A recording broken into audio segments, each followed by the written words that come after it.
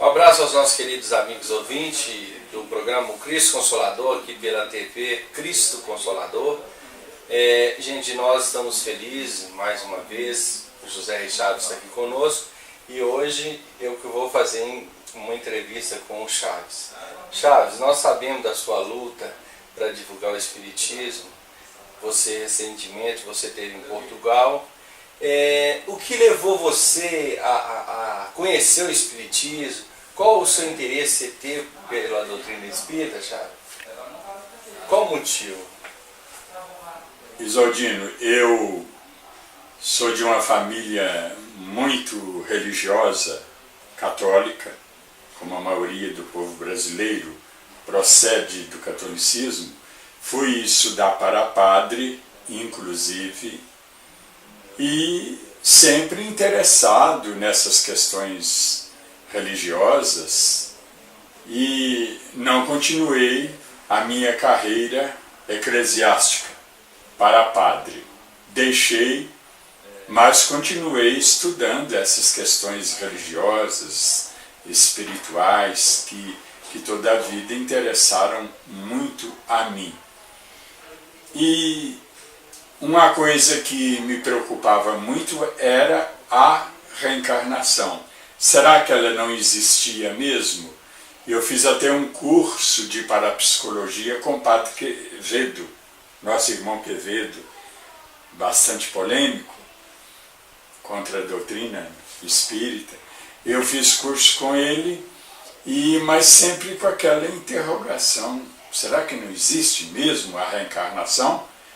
E fui estudando esse assunto, e a parapsicologia espiritualista defende a doutrina da reencarnação. Eu li vários livros nessa área e li também contra.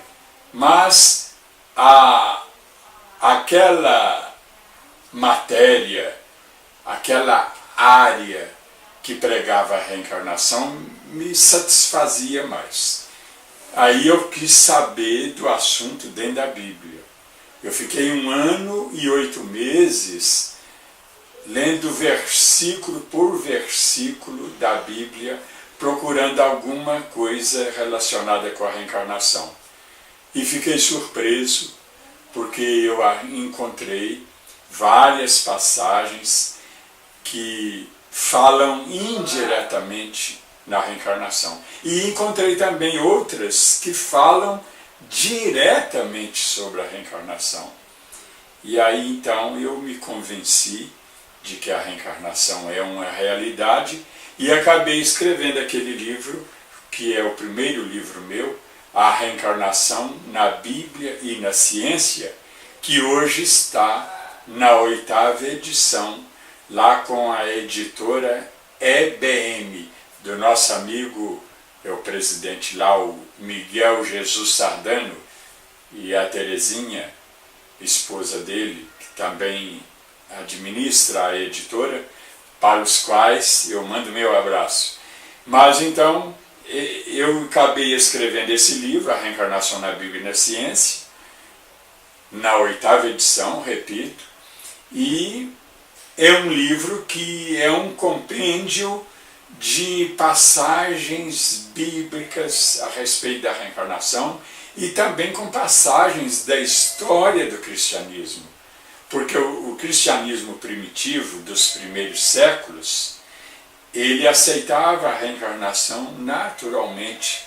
Só no ano de 553, no Concílio de Constantinopla, segundo, porque houve dois, houve o de 381 e esse de 553. E este Concílio de Constantinopla, em 553, que foi convocado e dirigido pelo imperador Justiniano e sua esposa Teodora, esse concílio é que tirou a doutrina da reencarnação do cristianismo, da igreja. Naquele tempo só havia a igreja, não havia protestantes, não havia os ortodoxos, os evangélicos, que são esses irmãos nossos, seguidores do protestantismo, mas que são religiões novas, os evangélicos, que são milhares de correntes hoje. Chaves, voltando ao assunto, você falou sobre o novo protestantismo, né?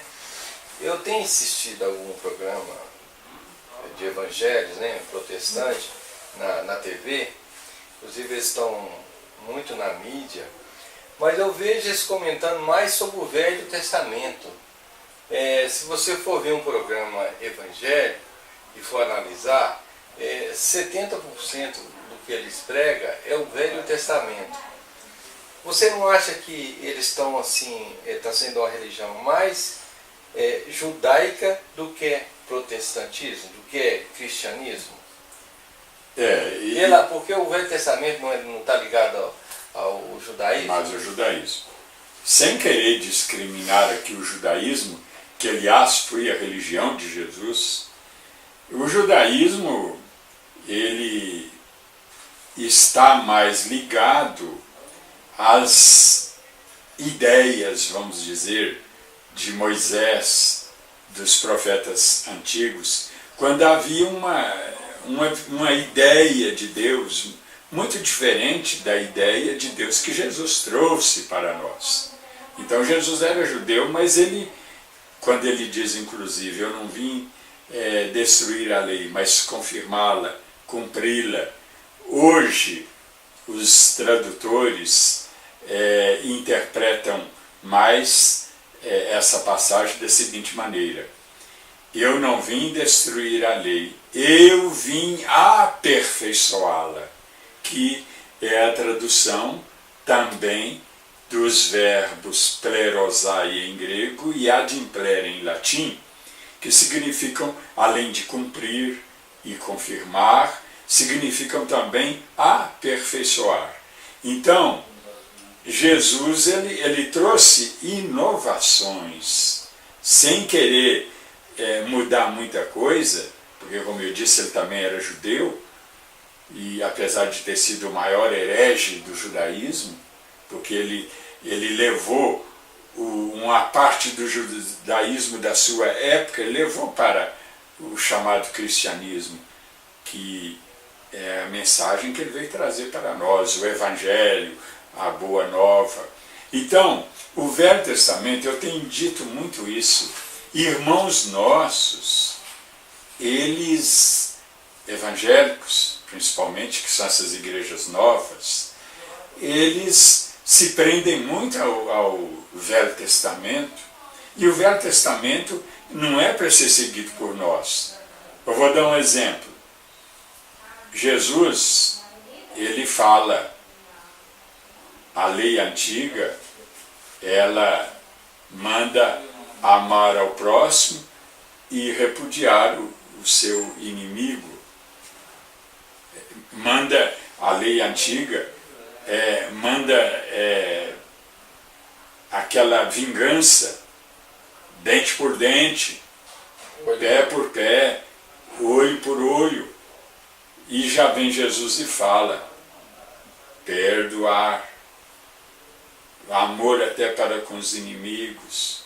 Então é uma mensagem diferente.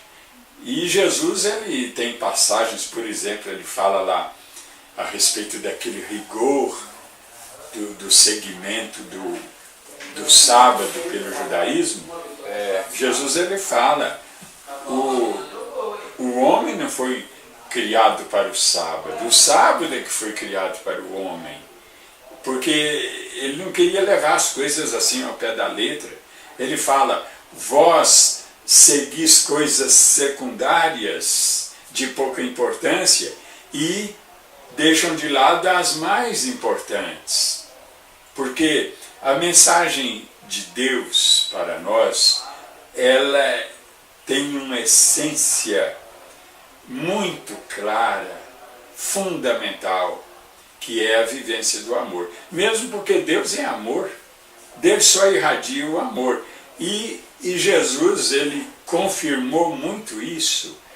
Por exemplo, Isoldino, ele diz lá uma frase muito conhecida, conhecereis meus discípulos por se amarem uns aos outros. É. Não é por crer nisso, não é porque crer naquilo, é por viverem a prática do amor, a prática da caridade, né? Como a doutrina diz para nós. E Fora da falou caridade também, não há salvação. Quem pedir para caminhar 1000 passos, caminharei 2000, né? É. Perdoar os vossos inimigos, orar por aquele que te persegue e calunia. Então, dentro desse assunto que Jesus quis nos mostrar, ele não mostrou separações de religião, né? Enquanto tem um segmento religioso que acha que só quem é da sua igreja que vai estar salvo, quer dizer, o católico não está salvo, o espírita não está salvo, o budista não está salvo, o Maomé não está salvo, só eles estão salvos, né? Então, quer dizer, são muito preconceito que existia lá no Velho Testamento, né? E aquelas que existe guerras até hoje. religiosas, né, que ocorreram até hoje, guerra de tribais, quer dizer. Então, e eles trabalham muito em cima do dízimo e da oferta, né? E Jesus fala lá, várias passagens, que o homem tem que viver com o suor do seu próprio rosto, né? E Jesus incentivou o trabalho, né? Não a exploração. Aquela viúva que deu lá 2 moedinhas, 2 centavos, né? Jesus falou, ela deu mais do que todos esses aí que encheram de prata, né? Para mostrar que estava dando muito, né? E o Cristo nos trouxe também que nós temos como lá tesouros no céu, não na terra, que a traça vem, corrói, né? A ferrugem come, no céu do nosso coração, né? Mas o que a gente está ouvindo é uma correria através das religiões, em busca de você conseguir ficar rico, em busca do materialismo, em busca de um bom casamento, de um bom relacionamento, de um bom emprego, mas buscando Cristo para em busca de uma paz interior, são poucas pessoas que buscam a religião.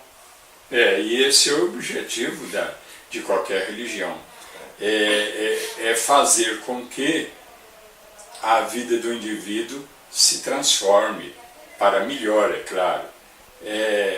Vamos dizer, acelerar a evolução espiritual e moral. Esse é o objetivo das religiões. Se a religião não servir para isso, ela não tem valor nenhum.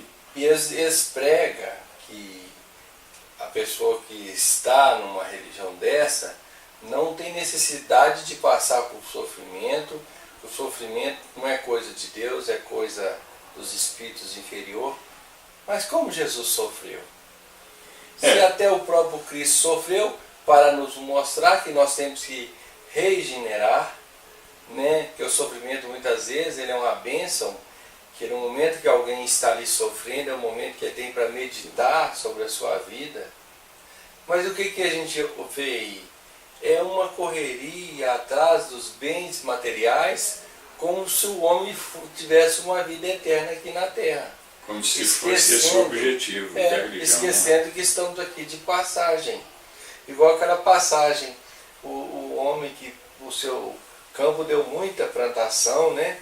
Então ele falou, vou aumentar meus celeiros, né? Vou aumentar para que a minha alma possa gozar e descansar por vários anos, porque eu tenho muita coisa para me se alimentar. Aí o Cristo diz, pobre, hoje mesmo, né? Perderei tua alma, né? E os seus bens não valerão nada para você, que o bem que vai valer para nós é a paz interior, é o bem espiritual, é a caridade. E você não vê essas religiões pregando a caridade.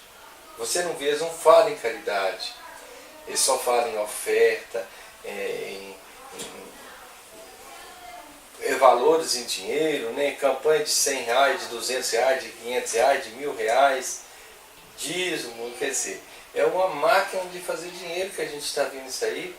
É uma coisa comercial, com coisas que a religião se transformou em empresa para faturar, né? Abrir um faturamento. E tem muita gente simples que acha que é necessário. E o Cristo mesmo diz, quando for orar, entrar em seu quarto em secretamente. E em secretamente, ora meu Pai que está no céu. Qual quarto? O quarto íntimo da nossa intimidade, né? Quer dizer, eu posso sentar dentro do banheiro da minha casa, em cima do vaso, e fechar os meus olhos ali e conversar com Deus, na minha intimidade, na rua, em qualquer lugar. não precisa de ir em templo, né? E Jesus falou claramente, quando ele falou assim, estava andando os apóstolos, né? Lá em Jerusalém, viu aquele templo maravilhoso, enorme, aquele templo, aqueles pilares enormes. Aí Jesus olha assim e falou assim, não sobrará pedra sobre pedra que não serão derrubadas, né? Quer dizer, o templo que Jesus quis construir não é aquele templo de rocha, de pedra, de mármore, não. É o templo dentro de nós. Porque não adianta você ter uma casa muito bonita, ter muito dinheiro, mas não ter paz interior. A felicidade que o Evangelho prega para nós é a felicidade espiritual, que consola, que faz você dormir tranquilo, despreocupado, né? E morrer também tranquilo. Porque nós não somos daqui, nós estamos aqui de passagem. E daí aquela, que você até já falou aí, Jesus falar, né? Deixar claro que não acumuleis tesouros aqui desse mundo que a traça destrói, a ferrugem corrói, etc, etc. Mas acumular tesouro do reino dos céus, que é da área espiritual. Porque nós somos espíritos. E essa busca exagerada do conforto material, ela é prejudicial a nós, é prejudicial porque ela é enganadora, ela é falsa. Você procura um evangelho aí, uma pessoa que frequenta uma religião dessa, e pergunta se eles conhecem Martinho Lutero. A maior parte não conhece. E qual que foi que fundou o evangelismo no mundo? Quem foi? Não foi Martinho Lutero? Martinho Lutero, E começou o que, com que ele fez? Ele rebelou contra quem? Contra a Igreja Católica. Não foi? A igreja estava muito, vamos dizer na linguagem popular, a igreja estava muito enrolada naquele tempo. Então, foi benéfica a reforma de Lutero. A prova disso que a própria igreja, em seguida, fez a contra-reforma, que foi o Concílio de Trento, de 1545 a 1563, 18 anos, fazendo uma reformulação geral da sua estrutura. Aliás, é o que a igreja vai ter que fazer hoje também. Exatamente. E a gente vê Martinho Lutero, esta evangelista que está aí, foi que Martinho Lutero deixou? Não foi. Por exemplo, Lutero, ele tinha uma admiração toda especial por Maria, mãe de Jesus. E os nossos irmãos evangélicos, eles criaram uma ojeriza contra ela, porque os católicos veneram, eles não adoram, veneram. Os católicos têm uma veneração muito grande para com ela, e eles são indivíduos que já foram católicos, repudiaram a igreja, é um direito que eles têm, mas eles, porque o católico venera muito Maria, eles automaticamente querem desprestigiá-la. Mas, na verdade, por exemplo, Lutero, ele era admirador de Maria, defende-a, coloca-a lá em cima, depois de Jesus. E por que essa tendência? Isso aí é fruto do egoísmo. Como se diz, a Igreja Católica para mim já era, agora minha religião é essa. Fruto do ego. Ele está amando aquilo que é dele. E uma revolução de Lutero foi contra as indulgências, né? Isso foi o principal. Para se você tinha muito pecado, você pagaria uma quantidade de dinheiro e recebia a salvação, né? Porque a igreja estava construindo a Basílica de São Pedro e que estava precisando, porque aquilo é uma obra fantástica. Deus me livre. Precisava de muito dinheiro para construir. Então, veja bem, existe uma relação com a lei de causa e efeito. A gente colhe o que semeia.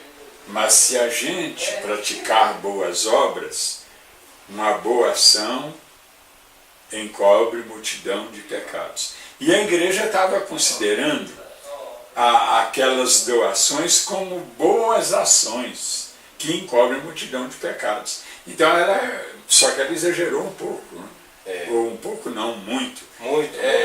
Então ela fala, ó, se você der tanto, você vai ganhar tanto se você tem que ficar no purgatório, vamos dizer, 50 anos, se você der tanto, tal qual nossos irmãos evangélicos fazem hoje. Foi Se você der tanto...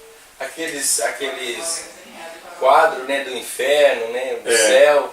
Que foi o Dante Alighieri. Dante, né, foi na época do Dante. Ele que criou aquelas ideias e a igreja ideias, adotou. E amedrontava as pessoas, né? E Luiz, todo mundo com medo de ir para o inferno, pagava porque a tudo. ideia, mas só completando, então a igreja dizia, se você, por exemplo, tinha 50 anos de purgação lá no purgatório, que ela hoje diz que não sabe onde é isso, ficou muito vago o purgatório, né?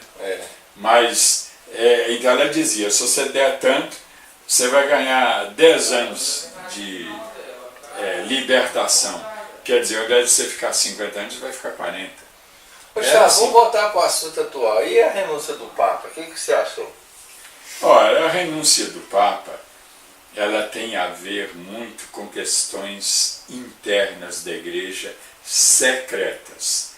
Veja bem, Isoldino, a mídia especula muito, mas os jornalistas, salvo raras exceções, eles não entendem nada da história do cristianismo, de Bíblia, de teologia, das questões dos dogmas. Eles não entendem nada disso.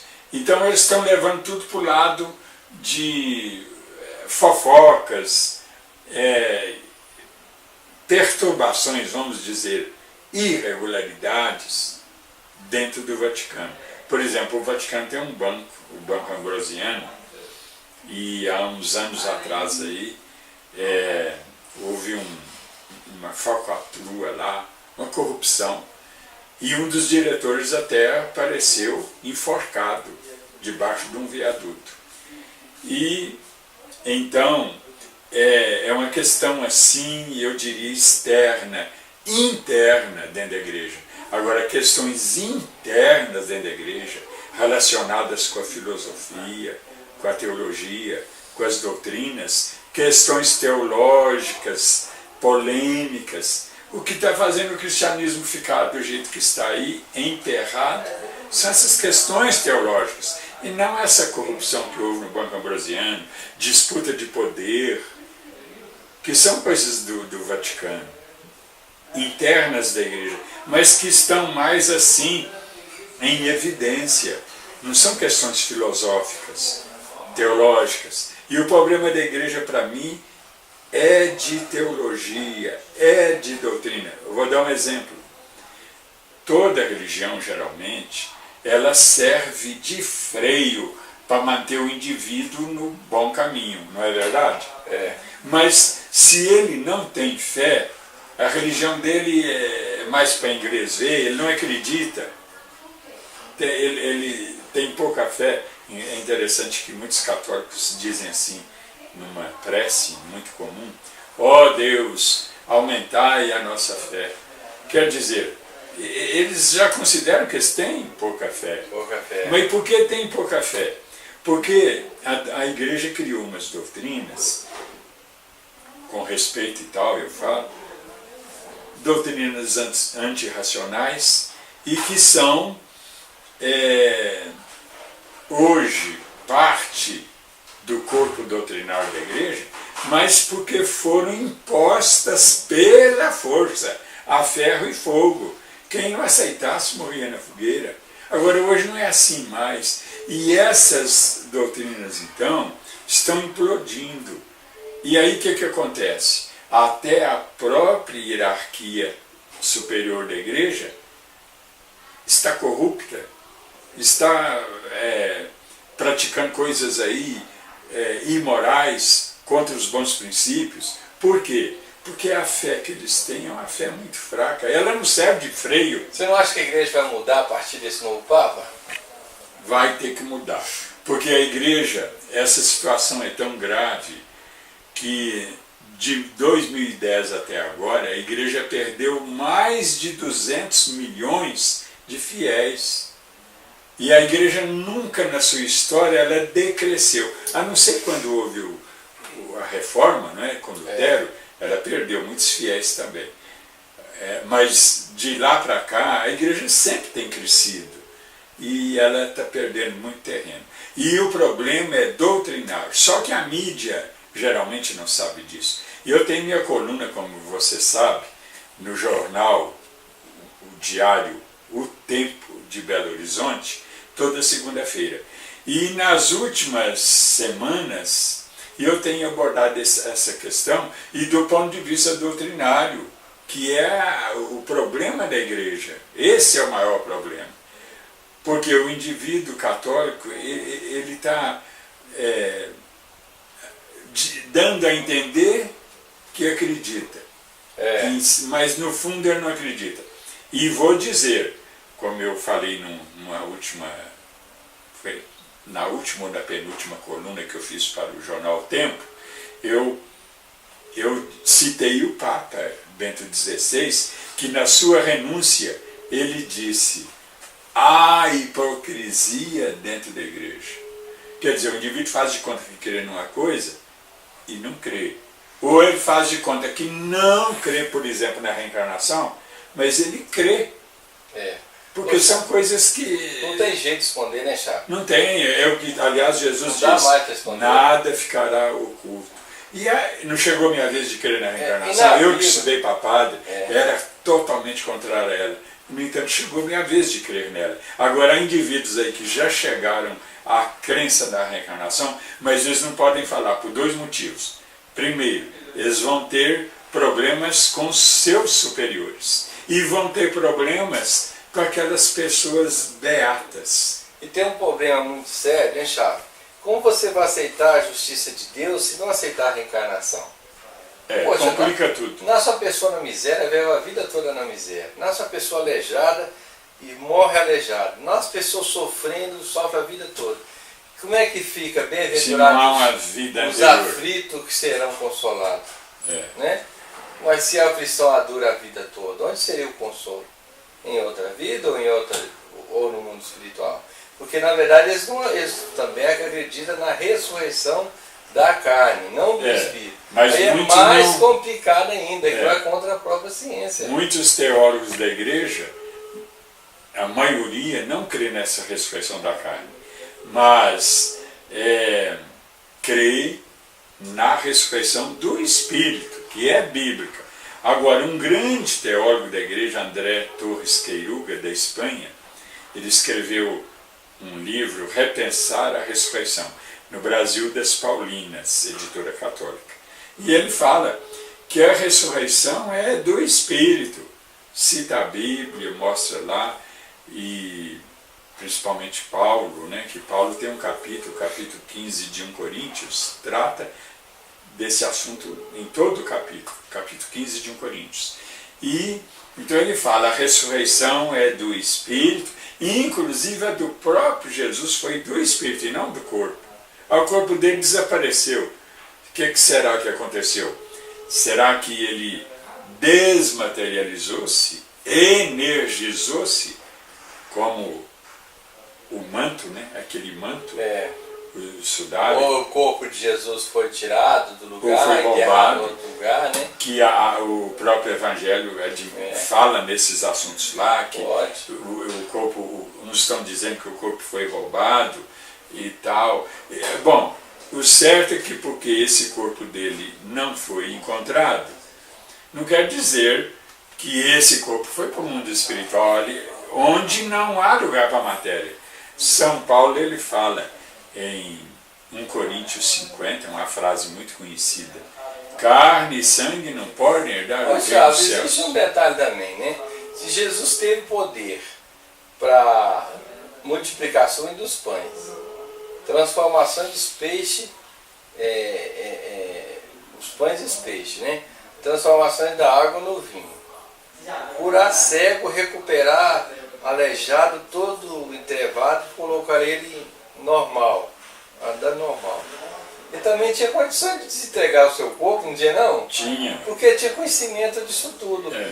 Não tem nós no doutrina espírita conhecer um fenômeno de desmaterialização? Os espíritos têm condições de desmaterializar esse livro aqui e ele aparecer em outro lugar. Assim também Jesus tinha condições de desmaterializar seu corpo aqui e ser transportado para um outro lugar. Então são coisas que a doutrina espírita hoje traz resposta para isso. Esclarece. Estudando o fenômeno. Chá, mas nosso tempo está chegando ao fim. Gente, o programa foi legal, mas o Chá vai estar aqui na próxima semana, sempre falando sobre Bíblia, né? E se você quiser mandar um e-mail, fazer pergunta ao Chá, pode mandar para o contato editora-chicoxavier.com.br. Divulga também, né, no seu YouTube, com seus amigos, nas suas redes sociais, a editora, a distribuidora Editora Chico Xavier. Nós estamos fazendo uma promoção enorme, gente. Nós estamos com um livro aqui de mais de 80%. Aproveite e faça suas compras. Entregamos no Brasil, no exterior, temos contrato com o Correio com mais de 200 países. Viu? Você daí de fora pode comprar conosco aqui. Entra no site lá na loja virtual que você vai ver. É www.editorachicoxavier.com.br. E você pode mandar pergunta para o José Reis Chaves também sobre a Bíblia, fazendo comentário, viu? O nosso e-mail é contato@editorachicoxavier.com.br. Um abraço a todos e até a próxima. Temos vários vídeos aí à sua disposição. Você pode escolher o que você quer assistir.